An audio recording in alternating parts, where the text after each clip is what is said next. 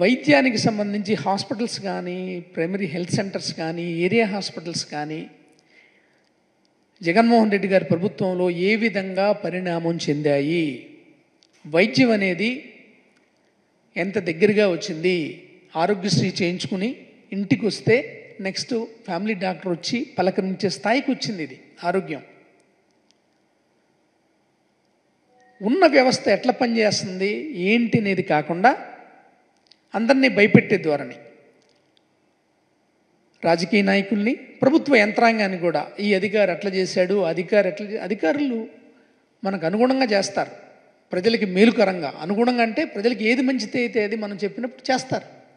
ఎవరు గవర్నమెంట్ ఉన్నప్పుడు ఆ గవర్నమెంట్లో అధికారులు ఎగ్జిక్యూటివ్ బాడీ చేయాల్సిందే చేస్తారు.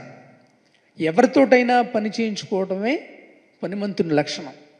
అది కాకుండా వాళ్ళ పట్ల కూడా కక్షపూరితంగా వ్యవహరిస్తూ వ్యవస్థల్ని వాటంతటవే పని చేయకుండా ఉండే విధమైనటువంటి వాతావరణాన్ని మీరు సృష్టించడం వల్లనే చాలా సర్వసాధారణంగా నియంత్రించబడే డైరీ ఏరియాని ఈవేళ రాష్ట్రం అంతా వ్యాపింపజేసిన ఘనత మీ ప్రభుత్వానిది అని చెప్పడానికి ఏమాత్రం సంకోచం లేదు. ఒక్కసారి చూడండి, జగన్మోహన్ రెడ్డి గారి ప్రభుత్వం వైద్యానికి సంబంధించి నాణ్యతతో కూడిన వైద్యానికి, నాణ్యతతో కూడిన వైద్య విద్యకి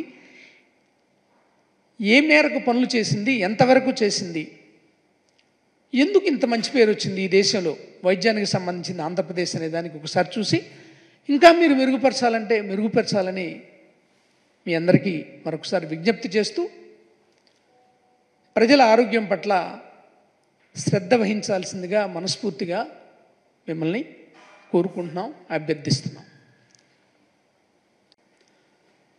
అందరికీ నమస్కారం.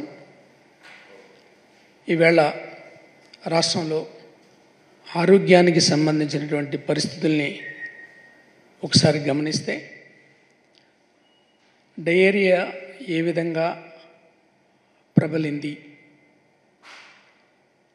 ఈ కోణం నుంచి అంటే అసలు ఆరోగ్య పరిస్థితులు ఎట్లా ఉన్నాయి ఈ రాష్ట్రంలో అనేది ఒకసారి పరిశీలిస్తే కనుక సహజంగా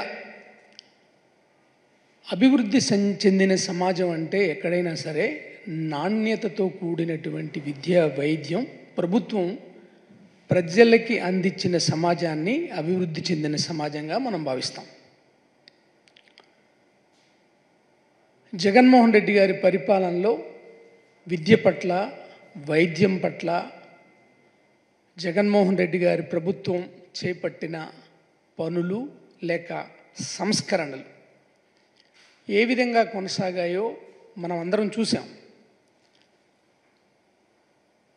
ఎక్కడి నుంచి పునాది నుంచి పై వరకు అప్డేట్ చేశారు అన్నిటినీ కూడా, విద్య కావచ్చు, వైద్యం కావచ్చు. ఆ మాటకు వస్తే వ్యవసాయానికి సంబంధించి కావచ్చు, సాధారణ పరిపాలనకి సంబంధించి కావచ్చు, విప్లవాత్మకమైనటువంటి మార్పులు తీసుకొచ్చిన సంగతి మీ అందరికీ తెలుసు. సెక్రటరియట్స్ ఇవన్నీ కూడా వ్యవస్థల్ని ఇట్లా ప్రజలకి అనుగుణంగా విద్య కానీ, వైద్యం కానీ, సాధారణ పరిపాలన కానీ ఏదైనా సరే ఒక ఉన్నత స్థాయికి తీసుకొచ్చారు. పర్టికులర్గా విద్యని, వైద్యాన్ని మీరు చూస్తే కనుక స్కూల్స్ని ఎలా మార్చారు, అలాగే హాస్పిటల్స్ సంబంధించి ఏ విధమైనటువంటి సంస్కరణలు తీసుకొచ్చారు మనం చూసాం. ప్రతి 2500 మందికి ఒక విలేజ్ హెల్త్ క్లినిక్ పెట్టి అక్కడ స్టాఫ్ని, మిడ్ లెవెల్ హెల్త్ ప్రొవైడర్ని రిక్రూట్ చేసుకొని ఆ 2500 మందికి సంబంధించినటువంటి ఆరోగ్యానికి సంబంధించి కేర్ టేకర్స్గా ఉంచిన సంగతి కూడా మనకు తెలుసు. ఇది గ్రామాల్లో 10,000 మంది అయితే దాదాపుగా అర్బన్ ఏరియాలో 500 అర్బన్ క్లినిక్లను కూడా స్టార్ట్ చేశారు.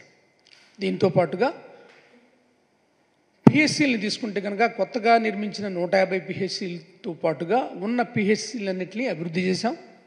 అలాగే ఏరియా హాస్పిటల్స్ కావచ్చు, మెడికల్ కాలేజెస్ కావచ్చు, నాడు నేడులు భాగంగా ఏ విధంగా అభివృద్ధి చెందినాయో ప్రజలందరికీ కళ్ళకు కట్టినట్టుగా ఇవాళకి కూడా కనబడతాయి. అలాగే మెడికల్ కాలేజెస్ని ఎలా స్టార్ట్ చేశారు, 5 మెడికల్ కాలేజీలు ఎలా స్టార్ట్ అయినాయి, స్టార్ట్ కావాల్సిన 5 మెడికల్ కాలేజీలు ఇప్పుడు అనుమతులు లేక ఎలా ఆగిపోయినాయి కూడా మనం చూస్తున్నాం.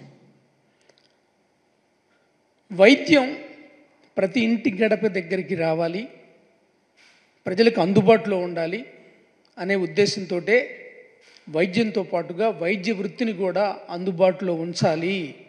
ఈ రాష్ట్రం నుంచి ఎవరు కూడా బయట రాష్ట్రాలకు కానీ విదేశాలకు కానీ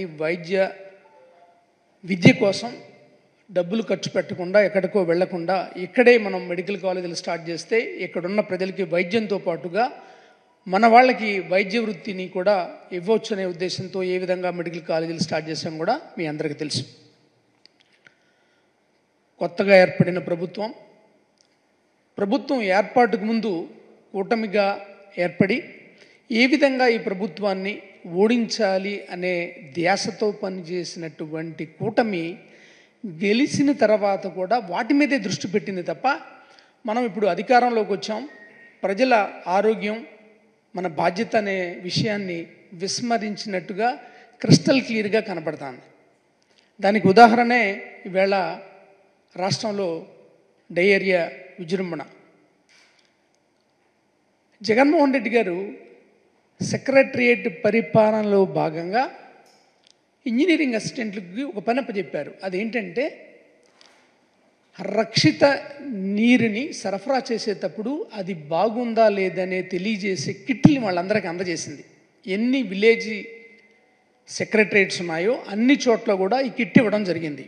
అందులో మనకు కావాల్సిన పరీక్షలన్నీ చేయొచ్చు, ఎలా చేయొచ్చు, ఎక్కడ చేయాలి, ఎప్పుడు చేయాలి అనే విధి విధానాలను కూడా ప్రభుత్వం వాళ్ళందరికీ తెలియజేసింది.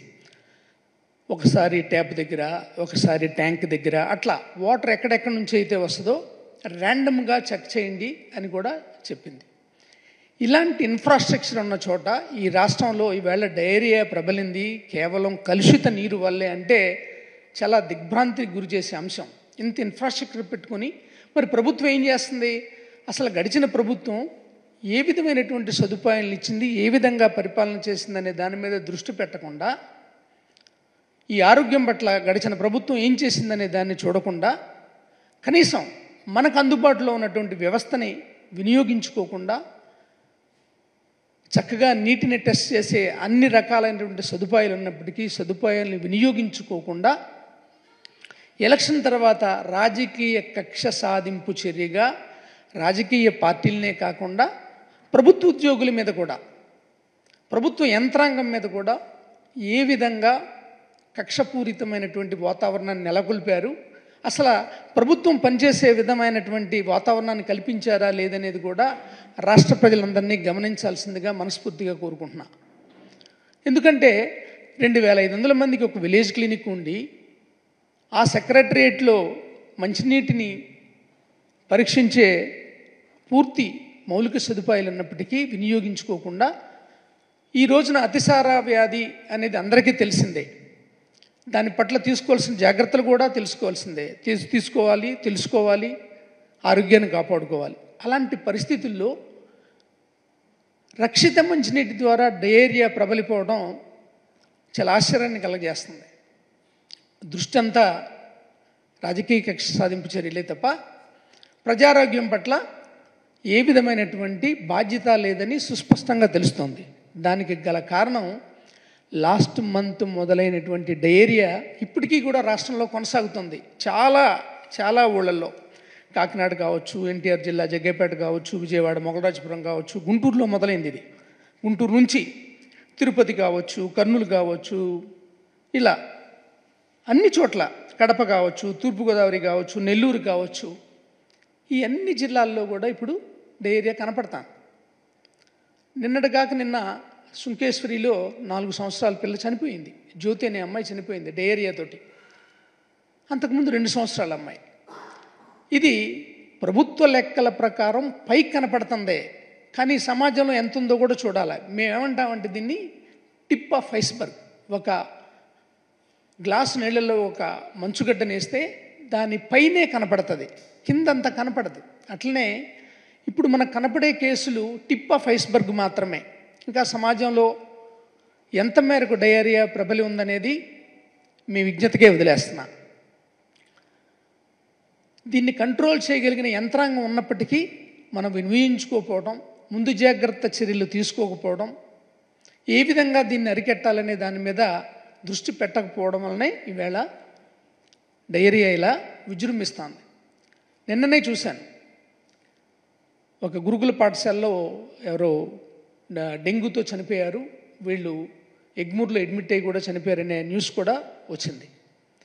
గురుకుల పాఠశాలలో ఎక్కడ పెడితే అక్కడ ఈ డయేరియా విజృంభిస్తుంది.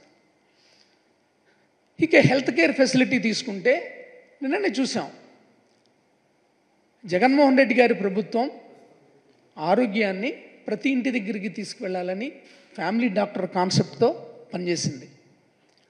దీనికి సంబంధించి 104 వాహనాలు కానీ వీటన్నిటిని సమకూర్చి పిహెచ్సిలో ఉన్న 2 డాక్టర్లని ఆ పిహెచ్సిలకు సంబంధించిన ఊళ్ళని కేటాయించి ఆ గ్రామాలకు వెళ్ళి అక్కడున్న రొటీన్ వర్క్ అంతా చేసిన తర్వాత ఎవరినన్నా పలకరించాల్సి వస్తే వాళ్ళ ఇంటికి వెళ్ళి పలకరించడం, అలాగే అంగన్వాడీ సెంటర్ లాంటి చోట శానిటేషన్ ఇలాంటివి ఎక్కడున్నాయో చూడటం, ఇవన్నీ కూడా అప్పచెప్పడమే కాకుండా ఈ ఆరోగ్యాన్ని ఆ స్థాయి వరకు తీసుకొచ్చింది. దీంతో పాటుగా దాదాపు 50,000 మందిని రిక్రూట్ చేసుకోవడమే కాకుండా, ఆరోగ్య సిబ్బందిని రిక్రూట్ చేసుకోవడమే కాకుండా, డిమాండ్ ఉన్న చోట, ఎవరు రాని చోట డాక్టర్లకి అత్యధిక శాలరీలు ఇచ్చి కూడా రిక్రూట్ చేసుకోండి అని చెప్పిన సంగతి మనందరికీ తెలిసిందే. రిక్రూట్ చేసిన సంగతి కూడా తెలిసిందే. ఇలాంటి పరిస్థితుల్లో పోయినసారి స్పెషలిస్ట్ డాక్టర్ని రిక్రూట్ చేసుకున్నాం. వీళ్ళకి ఒక షెడ్యూల్ ఇచ్చి ప్రతిరోజు 2 గంటలు ఒక పిహెచ్సిలో, 2 గంటలు ఒక పిహెచ్సిలో పనిచేసే విధంగా రిక్రూట్ చేసుకున్నాం మనం. వివిధ విభాగాలకు చెందిన వాళ్ళు, డెర్మటాలజీ కావచ్చు, ఈఎన్టీ కావచ్చు, జనరల్ సర్జరీ కావచ్చు, జనరల్ మెడిసిన్ కావచ్చు, ఆర్థోపెడిక్స్ కావచ్చు, గైనకాలజీ కావచ్చు, ఇలాంటి వాళ్ళని, పీడియాట్రిక్స్. ఇప్పుడు వీళ్ళందరినీ తొలగించారు. 152 మందిని కూడా తొలగించారు. పిహెచ్సిలో స్పెషలిస్ట్ వైద్యం అందాలి అనే ఉద్దేశంతో చేపట్టినటువంటి పనికి చాలా సింపుల్గా తీసేశారు. ఇంతకుముందు ప్రభుత్వం ఏమో వైద్యాన్ని, నాణ్యతతో కూడిన వైద్యాన్ని అందించాలనుకుంటే ఇప్పుడు వీళ్ళు చేస్తున్న పని ఇది. అదేవిధంగా మీరు చూస్తే కనుక పోయినసారి medical college 5 medical college start అయినప్పుడు సెల్ఫ్ ఫైనాన్స్ కింద జగన్మోహన్ రెడ్డి గారు 50% సీట్స్ని కేటాయించినప్పుడు కూటమిలో ఉన్న పెద్ద పెద్ద నాయకులంతా కూడా మేము వచ్చిన వెంటనే ఈ జీవోని తీసేస్తాం, సీట్స్ అన్నీ కూడా వాళ్ళకే కేటాయిస్తామని చెప్పారు. ఇది కోర్టులకు వచ్చిన సంగతి కూడా అందరికీ తెలిసిందే. మరి ఇప్పుడు ఏం చెప్పారు? ఇదే పద్ధతిని కొనసాగిస్తామని చెప్పారు. ఆ వేళేమో జగన్మోహన్ రెడ్డి గారి ప్రభుత్వం సీట్లను అమ్మేస్తుంది అని మాట్లాడిన వీళ్ళే ఇప్పుడు అదే పద్ధతిని కొనసాగిస్తామని చెప్తున్నారు. అంటే ఈ రాష్ట్రంలో వైద్య వృద్ధి రావాలనే ఉద్దేశంతో 17 మెడికల్ కాలేజీలు స్టార్ట్ చేసినటువంటి ముఖ్యమంత్రి గారు ఎలా చేస్తే బాగుంటుంది, కాలేజీలు స్టార్ట్ చేయడం కాదు, సస్టైన్ అవ్వాలి. కాలేజీ స్టార్ట్ చేయడం కాదు, అది సుస్థిరంగా కొనసాగాలి, ప్రజలకి మెరుగైన వైద్యం ఇవ్వాలి, మంచి డాక్టర్లు తయారవ్వాలనే ఉద్దేశంతో రాష్ట్ర ఆర్థిక పరిస్థితుల్ని అన్నింటినీ బేరీజు వేసుకొని ఒక పద్ధతి ప్రకారం చేద్దాం, ఈ సీట్స్ని ఇలా కేటాయిద్దాం, వీటిని ఇట్లా కేటాయిద్దాం, సెల్ఫ్ ఫైనాన్స్ ద్వారా మెడికల్ కాలేజ్ చక్కగా రన్ అవుతాయి, రన్ చేద్దామనే ఉద్దేశంతో ఆ రోజున ఆయన చేస్తే, ఆ రోజున అన్నమాట ఏంటి, మేము వస్తే ఇదంతా క్యాన్సిల్ చేస్తాం, మేము ఇలా అమ్ముకోం సీట్లు అని పెద్ద పెద్దలు మాట్లాడారు. కూటమిలో ఉన్నటువంటి నాయకులందరూ మాట్లాడారు. ఇప్పుడు అదే పద్ధతిని అవలంబిస్తున్నారు. అంటే అర్థం ఏంటి? ఆ రోజున జగన్మోహన్ రెడ్డి గారు చేసింది కరెక్ట్ అనేనే కదా, మీరు పరోక్షంగా ఒప్పుకుంటున్నారు కదా. ఆ వేళ ప్రజల్ని మభ్యపెట్టడానికి మీరు విమర్శించారు. ఈవేళ వాస్తవ పరిస్థితుల్ని తెలుసుకుని ఇప్పుడు మీరేమంటున్నారు?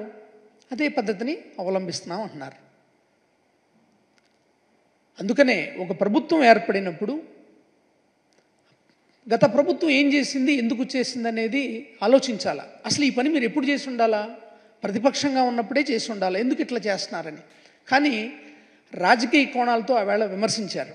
సెల్ఫ్ ఫైనాన్స్ అనేది జగన్మోహన్ రెడ్డి గారి ప్రభుత్వం అమ్మేస్తున్న సీట్లని. ఇప్పుడు వాస్తవ పరిస్థితిని తెలుసుకున్నారు కాబట్టే మీరు ఆయన మాటనే ఆయన పద్ధతినే అంగీకరిస్తున్నట్టుగా చెప్పకనే చెప్పినట్టు క్లియర్గా తెలుస్తోంది.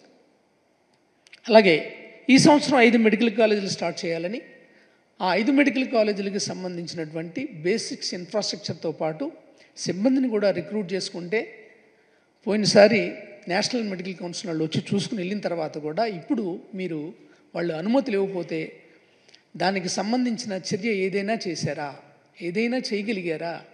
500 సీట్లు మన వాళ్ళకి వచ్చాయి కదా, 5 మెడికల్ కాలేజీలు స్టార్ట్ అయ్యాయి కదా. మార్కాపురం కావచ్చు, పులివెందులు కావచ్చు, పాడేరు కావచ్చు, ఆదోని కావచ్చు, ఈ ప్రజలకు అందుబాటులో వచ్చేది కదా. మెడికల్ కాలేజ్ సీట్లు వచ్చాయి, ప్రజలకి వైద్యం కూడా అందుబాటులోకి వచ్చేది. జగన్మోహన్ రెడ్డి గారు స్టార్ట్ చేసిన మెడికల్ కాలేజీలు స్టార్ట్ అవుతాయనా, లేకపోతే అసలు ఈ ప్రజల మీదే మీకు కోపమా? ఎవరు స్టార్ట్ చేస్తే ఏంటి? కాలేజీలు స్టార్ట్ చేయాలా, సీట్లు రావాలా, వైద్యం అందించాలా? అలాగే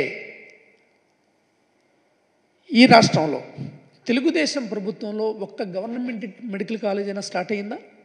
తెలుగుదేశం ప్రభుత్వం ఏర్పడిన దగ్గర నుంచి ఒక్క మెడికల్ కాలేజ్ అయినా స్టార్ట్ అయ్యిందా? స్టార్ట్ చేశారా? మీ హయాంలోనే 12 ప్రైవేట్ మెడికల్ కాలేజీలు వచ్చినాయి. అదే రాజశేఖర రెడ్డి గారు ఉన్నప్పుడు 3 ఏరియాల్లో మెడికల్ కాలేజెస్ వచ్చినాయి. జగన్మోహన్ రెడ్డి గారు ఉన్నప్పుడు 5 మెడికల్ కాలేజెస్ స్టార్ట్ అయినాయి. 5 మెడికల్ కాలేజీలు స్టార్ట్ అవడానికి సిద్ధంగా ఉన్నాయి. 7 మెడికల్ కాలేజీలు ఖచ్చితంగా స్టార్ట్ చేద్దామనే ఉద్దేశంతో పనంతా పూర్తవుతున్న సంగతి కూడా అందరికీ తెలిసిందే. ప్రజల ఆరోగ్యం పట్ల, ప్రజల వైద్య విద్య పట్ల మీకున్న చిత్తశుద్ధి ఇప్పుడే క్లియర్గా తెలుస్తుంది, క్రిస్టల్ క్లియర్గా తెలుస్తోంది. ఈ రాష్ట్రం హెల్త్కి ఒక కేర్ ఆఫ్గా ఉండాలి, ప్రజల ఆరోగ్యానికి అన్ని విధాలా బాగుండాలనే ఉద్దేశంతో చేపట్టినటువంటి పనులు ఇవన్నీ. వైద్య రంగం పట్ల జగన్మోహన్ రెడ్డి గారు చేసినటువంటి పనులు ఇవి. ఇందులో లోపాలు ఉంటే ఎత్తి చూపండి, కరెక్ట్ చేయండి, ప్రజలకి నాణ్యమైనటువంటి వైద్యాన్ని అందచేయండి. మీకు చిన్న ఉదాహరణ తెలియజేస్తా. ఎన్టీఆర్ జిల్లాలో 100 పడకల ఆసుపత్రి లేదు. సీఎం గారితో మాట్లాడి నందిగామ నియోజకవర్గం హైవే మీద ఉంది, మాకు 100 బెడెడ్ హాస్పిటల్ ఇస్తే బాగుంటుంది అని చెప్పి ఆయన ఒప్పించి శాంక్షన్ చేయించుకున్నాం. శాంక్షన్ చేయించుకున్న తర్వాత ఉన్న హాస్పిటల్లో కట్టడానికి స్థలం లేదు కాబట్టి 5 ఎకరాలు కావాలని అధికారులు అడిగారు కాబట్టి అధికారులు ఎక్వైర్ చేసే లోపలనే 100 బెడెడ్ హాస్పిటల్ స్టాఫ్ని అంతా రిక్రూట్ చేసింది. అంటే 100 పడకల ఆసుపత్రిని జగన్మోహన్ రెడ్డి గారు నందిగామకి మాకు శాంక్షన్ చేశారు. కట్టకపోవడానికి కారణం ల్యాండ్ సరిపోకపోవడమే. ఇలాంటి దాన్ని కూడా స్థానిక శాసనసభ్యులు అసలు లేని 100 పడకల హాస్పిటల్ అంటున్నారు. అంటే వాళ్ళ దృక్పథం 2 సంవత్సరాల క్రితమే 100 పడకల హాస్పిటల్ స్టార్ట్ అయింది, ఇక్కడ నడుస్తుంది, స్టాఫ్ కూడా వచ్చారు, అందరూ ఉన్నారనే సంగతి కూడా తెలియకుండా లేని 100 పడకల ఆసుపత్రి అని మాట్లాడుతున్నారు. ఇది మీకు ఎందుకు చెప్పానంటే అసలు రాష్ట్రంలో వైద్యానికి సంబంధించి హాస్పిటల్స్ కానీ, ప్రైమరీ హెల్త్ సెంటర్స్ కానీ, ఏరియా హాస్పిటల్స్ కానీ జగన్మోహన్ రెడ్డి గారి ప్రభుత్వంలో ఏ విధంగా పరిణామం చెందాయి, వైద్యం అనేది ఎంత దగ్గరగా వచ్చింది, ఆరోగ్యశ్రీ చేయించుకుని ఇంటికి వస్తే నెక్స్ట్ ఫ్యామిలీ డాక్టర్ వచ్చి పలకరించే స్థాయికి వచ్చింది ఇది ఆరోగ్యం. ఉన్న వ్యవస్థ ఎట్లా పనిచేస్తుంది ఏంటి అనేది కాకుండా అందరినీ భయపెట్టే ధోరణి, రాజకీయ నాయకుల్ని, ప్రభుత్వ యంత్రాంగాన్ని కూడా ఈ అధికారి అట్లా చేశాడు, అధికారులు మనకు అనుగుణంగా చేస్తారు, ప్రజలకి మేలుకరంగా అనుగుణంగా. అంటే ప్రజలకి ఏది మంచితే అయితే అది మనం చెప్పినప్పుడు చేస్తారు. ఎవరు గవర్నమెంట్ ఉన్నప్పుడు ఆ గవర్నమెంట్లో అధికారులు ఎగ్జిక్యూటివ్ బాడీ చేయాల్సిందే చేస్తారు. ఎవరితోటైనా పని చేయించుకోవడమే పనిమంతుని లక్షణం. అది కాకుండా వాళ్ళ పట్ల కూడా కక్షపూరితంగా వ్యవహరిస్తూ వ్యవస్థల్ని వాటంతటవే పని చేయకుండా ఉండే విధమైనటువంటి వాతావరణాన్ని మీరు సృష్టించడం వల్లనే చాలా సర్వసాధారణంగా నియంత్రించబడే డైరీ ఏరియాని ఈవేళ రాష్ట్రం అంతా వ్యాపింపజేసిన ఘనత మీ ప్రభుత్వానిది అని చెప్పడానికి ఏమాత్రం సంకోచం లేదు. ఒక్కసారి చూడండి, జగన్మోహన్ రెడ్డి గారి ప్రభుత్వం వైద్యానికి సంబంధించి నాణ్యతతో కూడిన వైద్యానికి, నాణ్యతతో కూడిన వైద్య విద్యకి ఏ మేరకు పనులు చేసింది, ఎంతవరకు చేసింది, ఎందుకు ఇంత మంచి పేరు వచ్చింది ఈ దేశంలో వైద్యానికి సంబంధించిన ఆంధ్రప్రదేశ్ అనే దానికి ఒకసారి చూసి ఇంకా మీరు మెరుగుపరచాలని మీ అందరికీ మరొకసారి విజ్ఞప్తి చేస్తూ ప్రజల ఆరోగ్యం పట్ల శ్రద్ధ వహించాల్సిందిగా మనస్ఫూర్తిగా మిమ్మల్ని కోరుకుంటున్నాం, అభ్యర్థిస్తున్నాం.